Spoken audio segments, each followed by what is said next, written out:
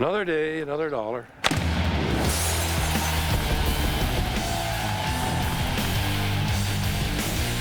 You know that face, that mouth, those suits? He loves Canada. He loves hockey.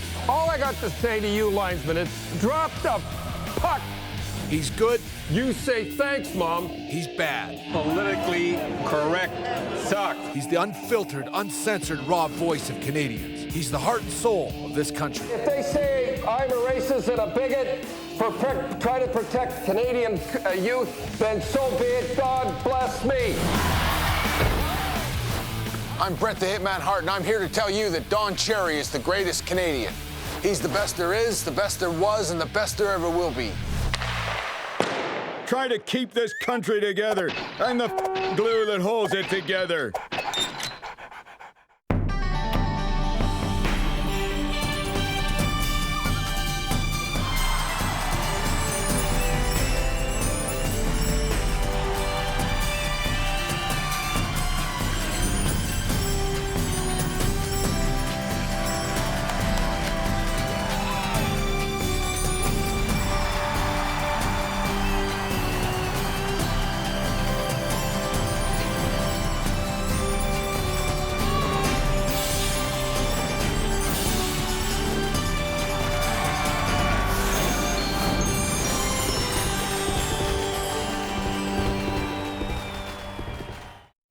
I'm a little ticked off here, folks, and I'm going to start right now.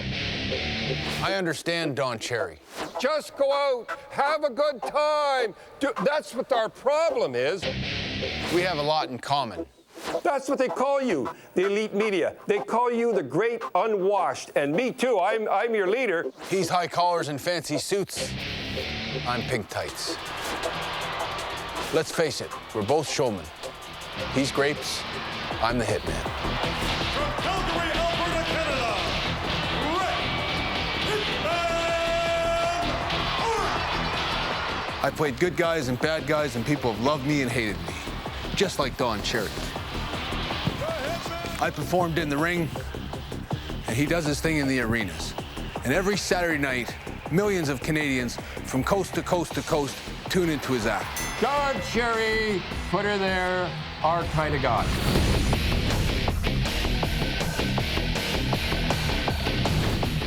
Grapes connects us all. He makes us laugh. He makes us angry.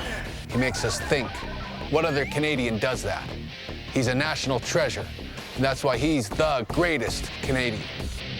If you're gonna be top dog, you're gonna get it. That's the way it is in Canada. To really understand Don Cherry, you have to understand hockey. Hockey goes to a deep place within us. Why? Second period. There's a one-word answer: winter. No matter where you're from, Canadians love hockey. Down across the line, they storm the crease like bumblebees. They travel. Hockey is the greatest game in the world, and the guys in it. It started with cavemen whacking frozen turds. The Brits cooked up some rules and named it hurling. The French gave it class and called it hockey. Eventually, all Canadians were playing it wherever there was ice.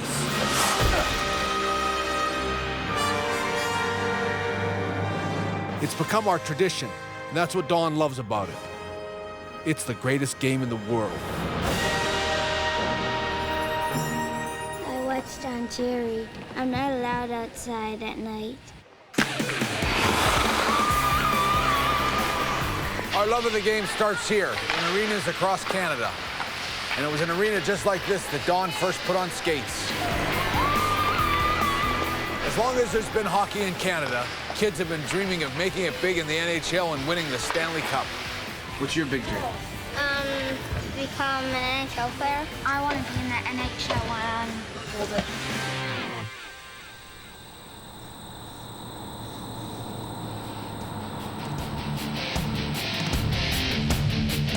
Don has fulfilled his dream and more.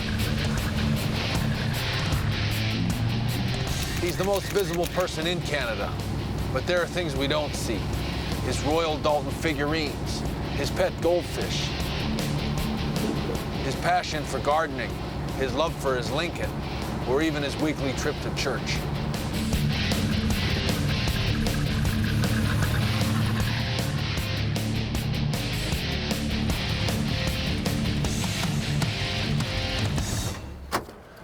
And then, of course, there's Blue, his dog.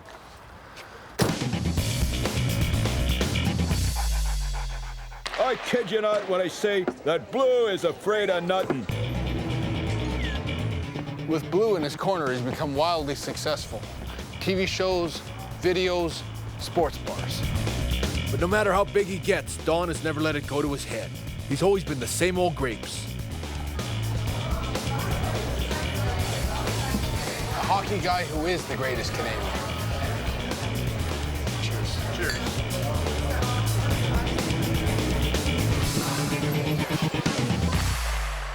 He went in there like he was Genghis Khan. He was going to take care of everything. He was going to give this guy, that guy. He saw it wasn't working.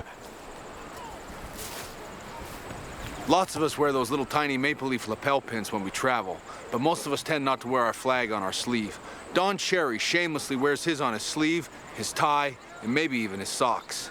And that's why we love him. It's not surprising that Don Cherry's an ardent Canadian, because he was born in Kingston, Ontario. His parents, Maud and Del, and generations before them, lived in this city.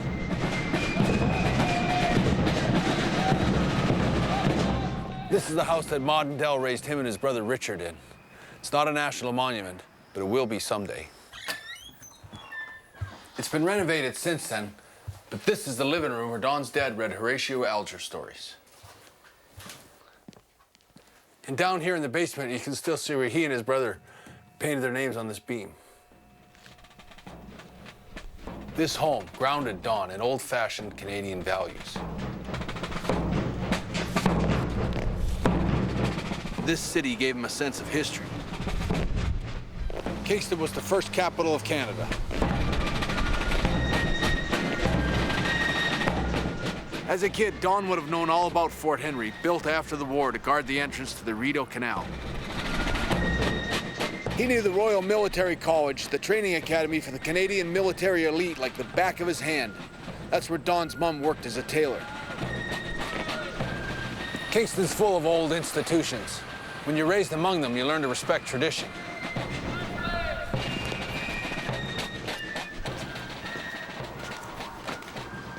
The International Hockey Hall of Fame is just around the corner from where Don grew up.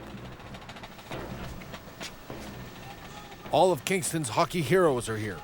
Dougie Gilmour, Kurt Muller, Jana Hefford, and that respecter of tradition himself, Don Cherry. And this one says, I'll tell you folks, all this banging, slashing, hitting ain't got no place in this sport, but that's enough about figure skating. Figure skaters, hockey players. All Canadians love Don for being so proud of Canada and smashing the Canadian stereotype. You know the old joke, how do you get 50 drunken Canadians out of a swimming pool? Just yell, everybody out of the pool! Or why did the Canadian cross the road? To get to the middle. Or how many Canadians does it take to change a light bulb? Just one. You know what people say? We're too nice, too respectful of authority, too boring. Don Cherry doesn't stand for that. And that's what we do. We knock. All we do is seem to knock ourselves all the time. Right about turn. If Don Cherry's a true blue Canadian, what is a true blue Canadian? Who better to ask than those who put their lives on the line for Canada? Team player. Team player! Tough! Really tough! Funny! Sweet. Grinder!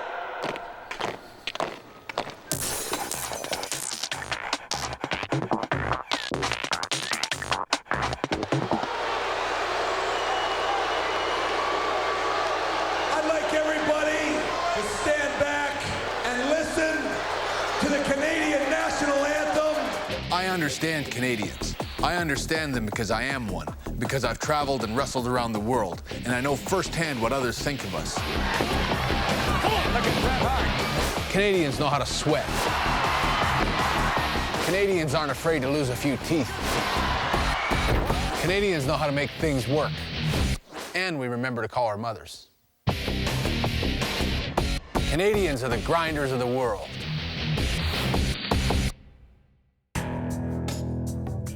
Don is the ultimate true grinder. He's a trenches guy, not afraid to get his hands dirty. Don started playing hockey as a kid, and he was obsessed by it.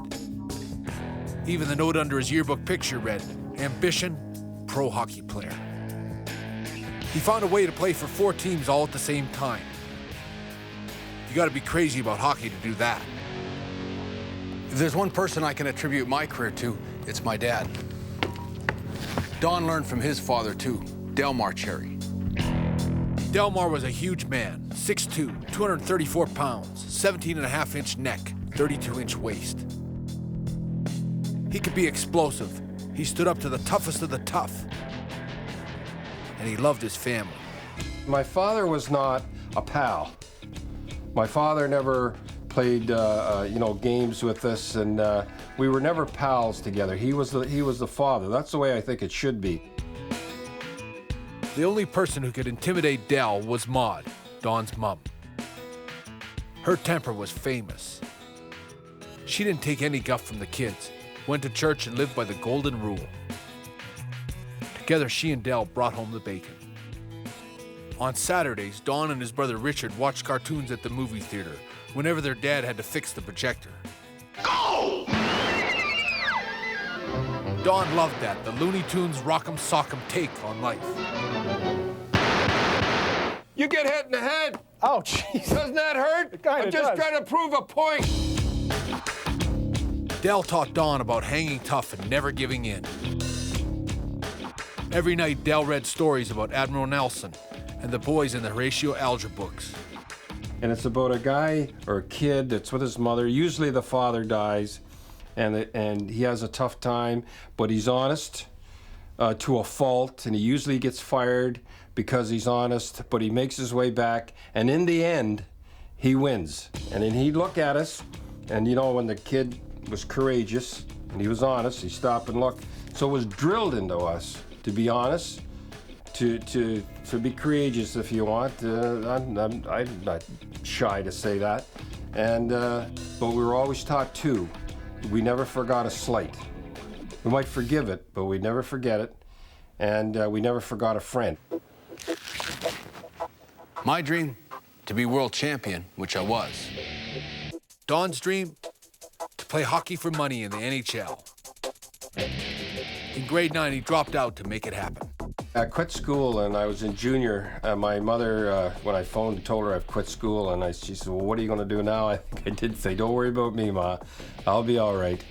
But it took me a long time, though, to be all right. 5 years after leaving school, he decided he was ready for the NHL. He was 20 years old and he had one thing in mind. Make it to the Bruins or die. There he was, Admiral Nelson, Horatio Alger, and Don Cherry all rolled into one. Ambitious, focused, tough, and not too good at making nice.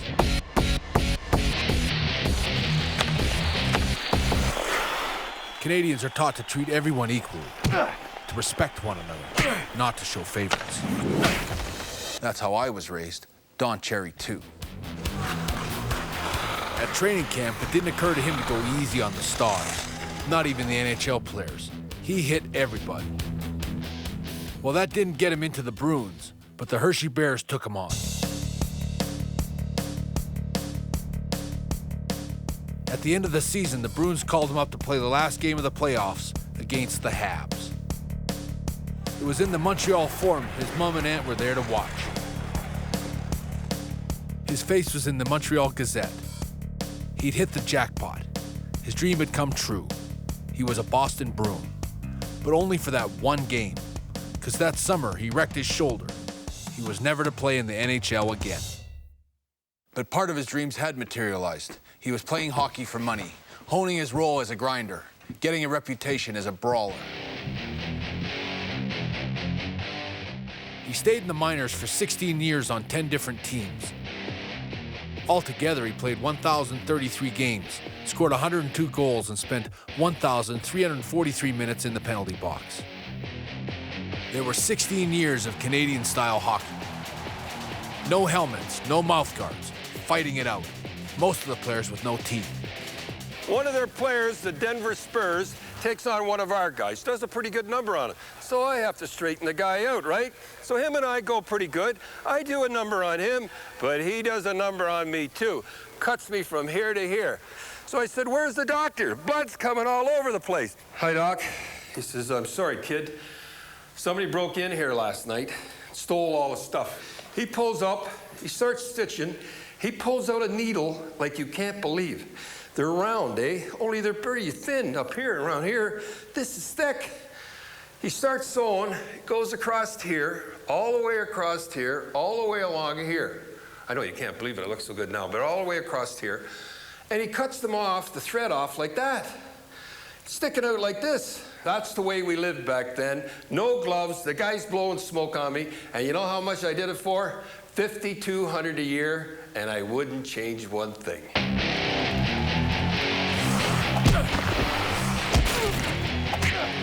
What is it about Canadians and a good old fight? Why do we like it? We don't go to war at the drop of a hat. We don't attack countries that haven't attacked us. We like to live and let live until Saturday night. Again, from coast to coast.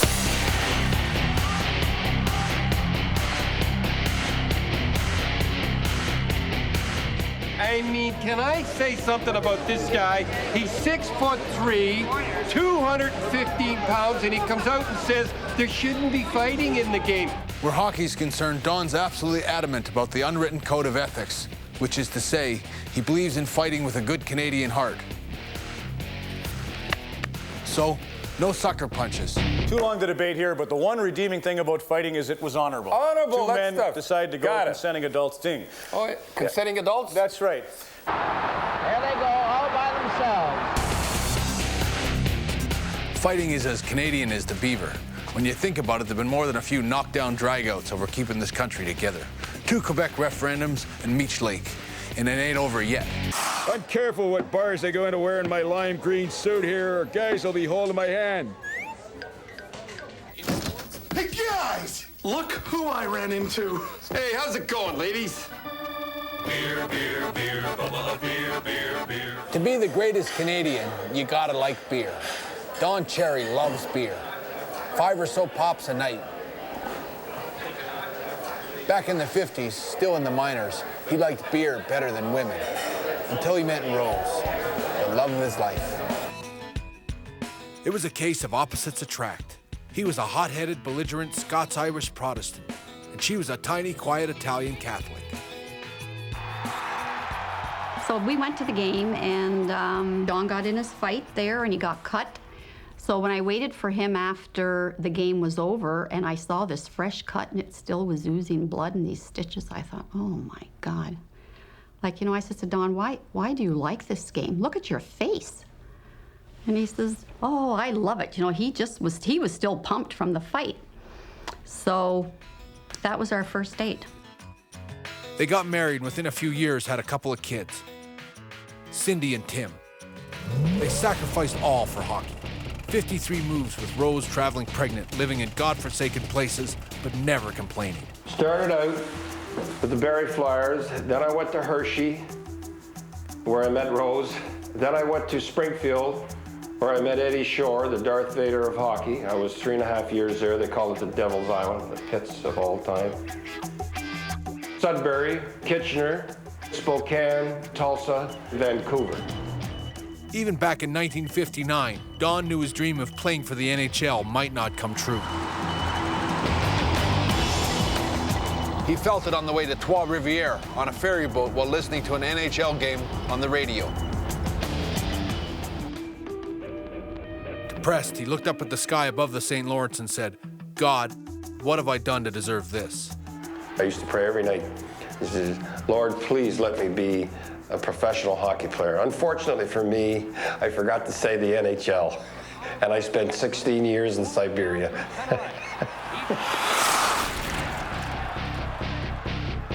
Finally, in 1969, here in Rochester, Don quit hockey.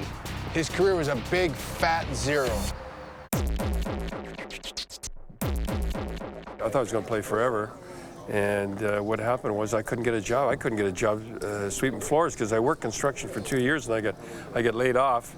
Couldn't get a job. So here he was at the end of the road in Rochester, New York. Down in the dumps, Don needed a boost, and he got one in 1970 in his bedroom in this house. He got down on his knees. Lord, he said, is this a life for me? I can't stand myself anymore. What am I gonna do? I've worked hard. I tried to be honest. God told him, get off your butt, lose some weight, go back to the rink, play for the Rochester Americans again. He went up in the attic in the middle of the summer. You can imagine how hot it was. And he put on a rubber suit and wrapped himself in plastic. And he'd like ride the bike for hours up there to lose this weight. And Rose came out and says, you're going to have a heart attack and die. And I says, yeah, that's right. And I'm either going to make this club or I'm going to die. And miraculously, it worked. He went back to the Rochester Americans. They offered him $11,000 for the season, the most money he'd ever made.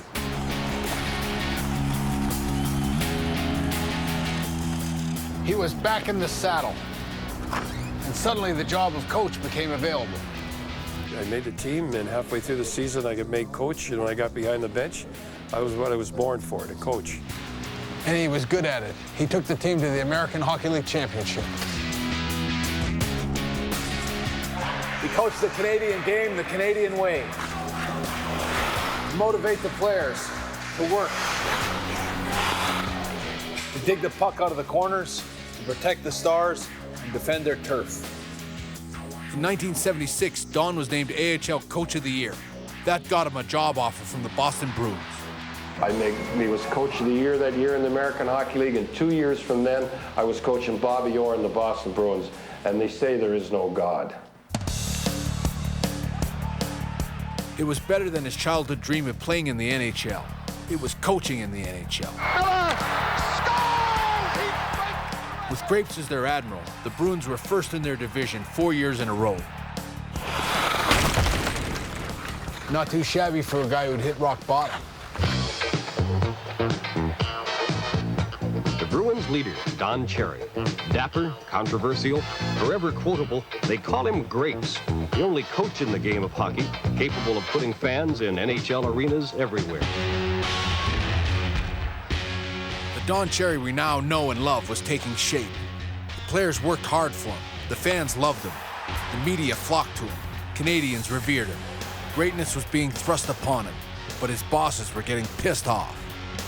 He'd been feuding with the managers, shooting his mouth off to the press. Well, we're 6th or 7th or whatever we are, 42 times. The other team has had more power plays than us.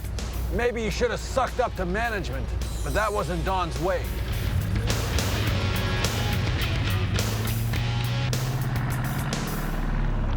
The brass was waiting for him to screw up. It was the final game of the semifinals, but Don miscalled a line change. Well, they were calling the Bruins for too many men on the ice. Coming out rather gingerly on the right side. He gives it into the man back to the front. Montreal scored on the penalty and then again in overtime. Boston was out of the playoffs. Don was fired. A year later, he was fired again from the Colorado Rockies. He was out of hockey, killed in action, just like Admiral Nelson. And as you watch me walk off here, it's the last time I ever coached in the National Hockey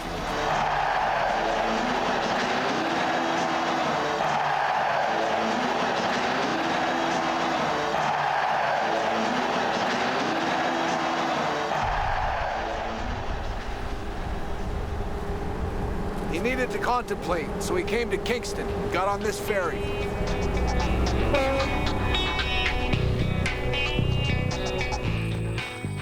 And headed here to Wolf Island in the St. Lawrence, his old stomping grounds. 2 pink slips in 2 years. Was he really as bad as the brass said? Should he try to shut his big mouth? Did he even belong in hockey? Someone said, keep fighting the world, Mr. Sherry, and you'll wind up being a lighthouse keeper on that island of yours. Did Grapes end up running a lighthouse? Keep watching to find out.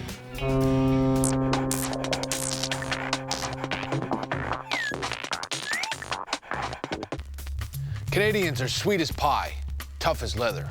Throw in a big mouth and you've got Don Cherry. His mouth got him in trouble all his life. It was his biggest weakness.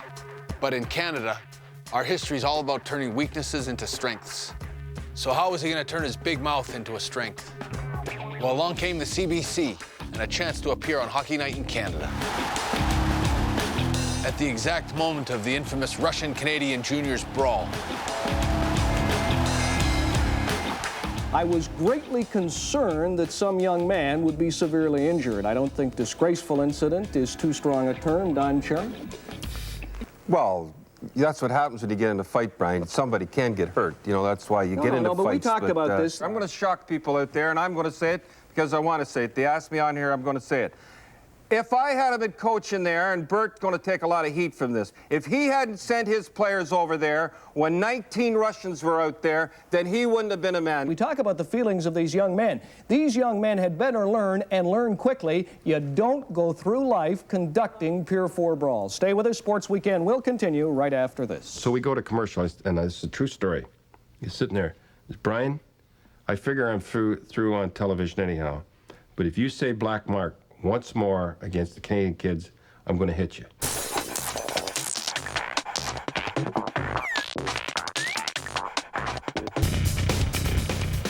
Don was on his way. It was a brand new career and a brand new learning curve. Yeah, that's the right idea. That's right.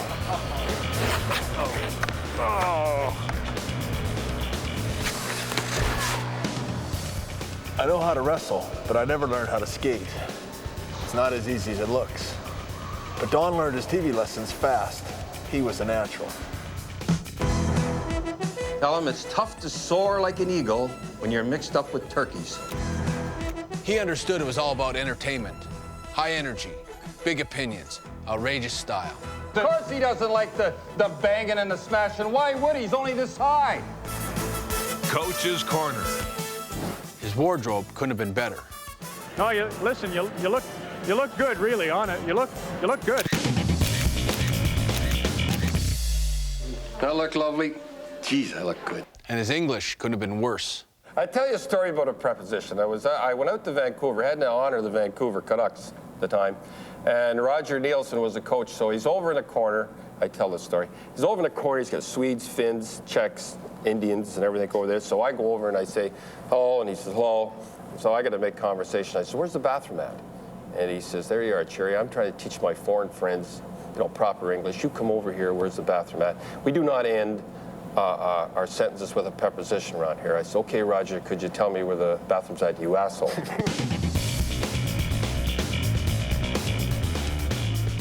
Don understood his audience, regular Joes like him. We saw him as our own. And so Don Cherry's third career took off as hockey's greatest commentator and Canada's biggest and boldest nationalist. This is the ACC, where Don comes every Saturday morning to deliver his rants. His whole day leads up to this. Rise at 7:30, workout, lunch, nap. Do some research, think about tonight's topic, down 2 cups of coffee on an empty stomach, and head down this corridor.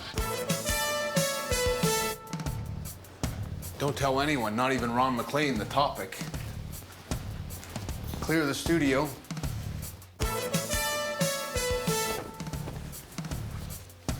Sit down here, look for the red light on the camera, and let it rip. You gotta go, you gotta go. What the hell's the sense of play in the game if you're not going to go out there and lollygag? That's nothing. Well, while we're on the Fun topic, is winning. Don's been doing this 24 years.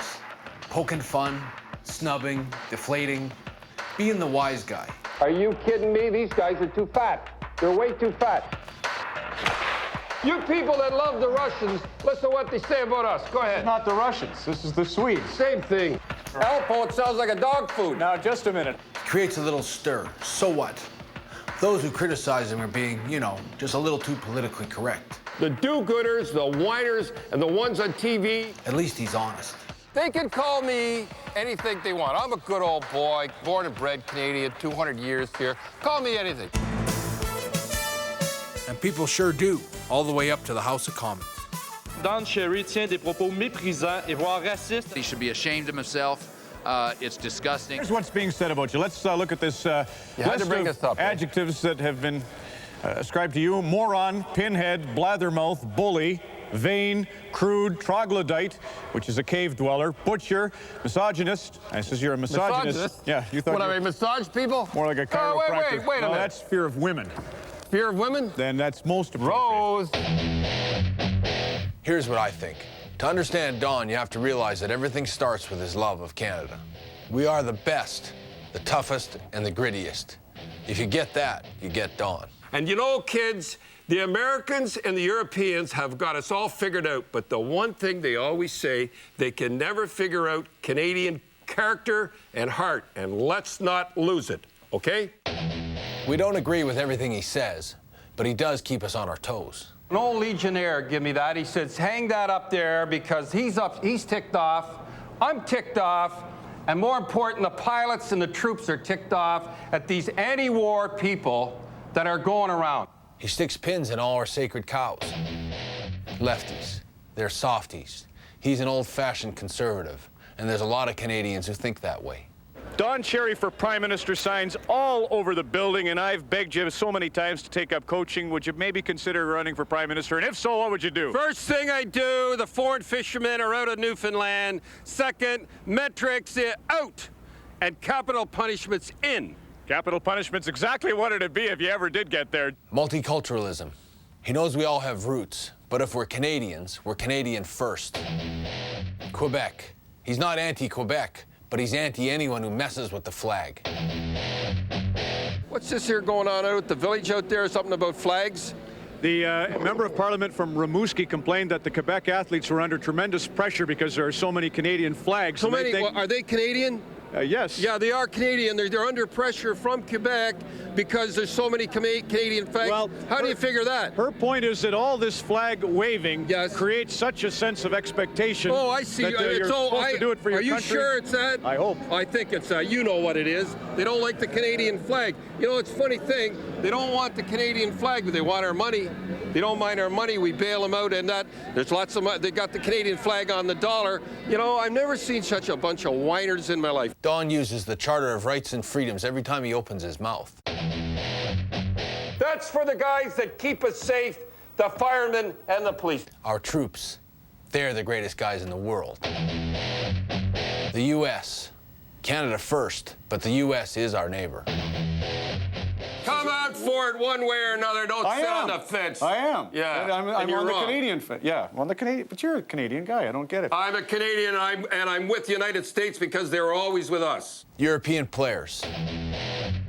He just wants all hockey players to play the Canadian game with Canadian heart. And all you kids, Canadians and Americans never do. Watch this. Tay Chuck, great guy, back checker. Watch this. Kick his feet from under him. That little weasel, I'm telling you, he's doing a great job so far, hasn't he, Pavel Burry? Homophobic?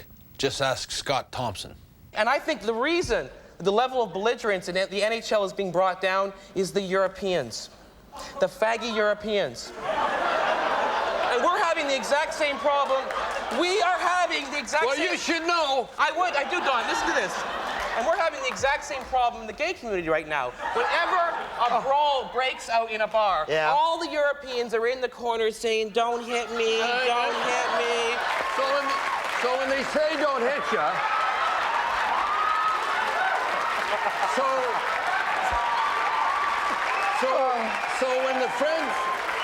so when the fags in the corner say don't hit them, what do you do to them?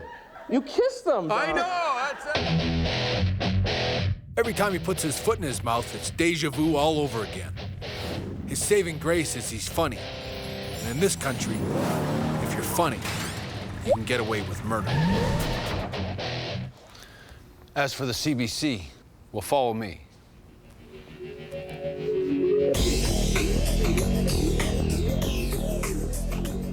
This is the Canadian Broadcasting Centre in Toronto, where all the bigwigs hang out. And this is where the Vice President of English Programming's office is.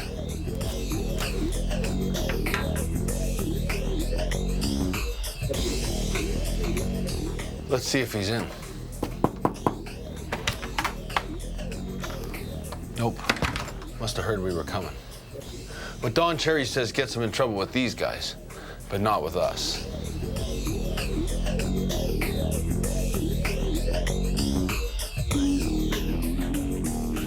Don understands the power of TV. He knows all of us are tuned in watching and listening, and he knows how to push our buttons. He prevents us from being a nation of fence sitters. That's what I love about Don Cherry. He's a national treasure, and that's why he's the greatest Canadian. And those other so-called greatest Canadians, stick around, because they're going down.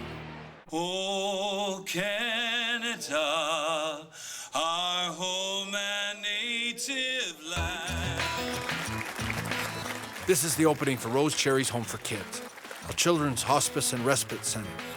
It's a privilege, Don, to have this home named after Rose. I know she would be very proud. In 1997, Rose Cherry died of cancer. They'd been married for 41 years. He was heartbroken.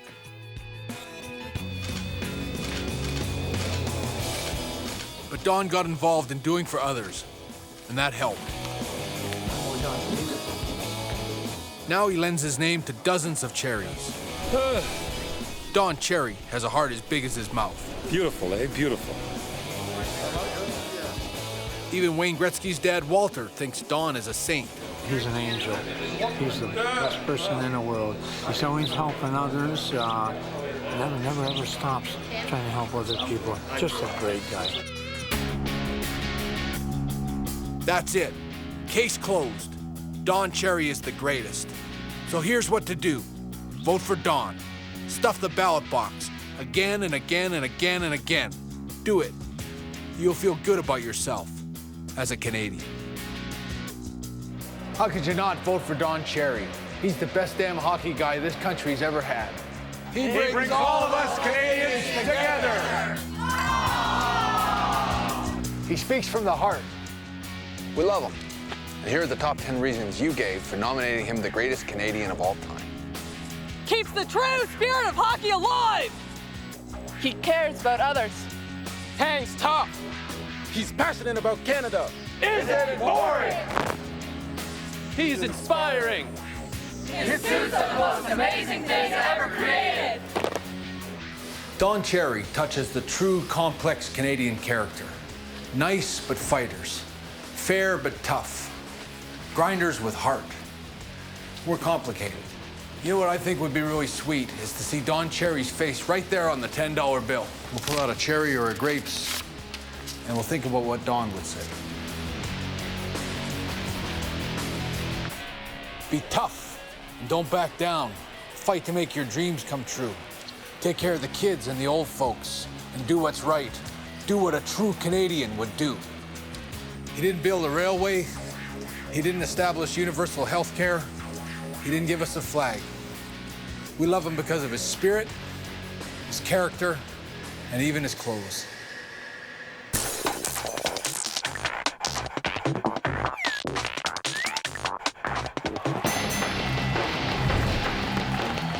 This is the Hitman, and I'm telling you to vote for Don Cherry. He's the greatest Canadian.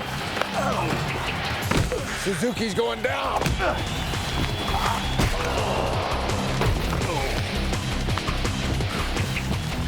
Trudeau is going down. Gretzky's going down. Don Cherry, the greatest Canadian there is, there was, and there ever will be.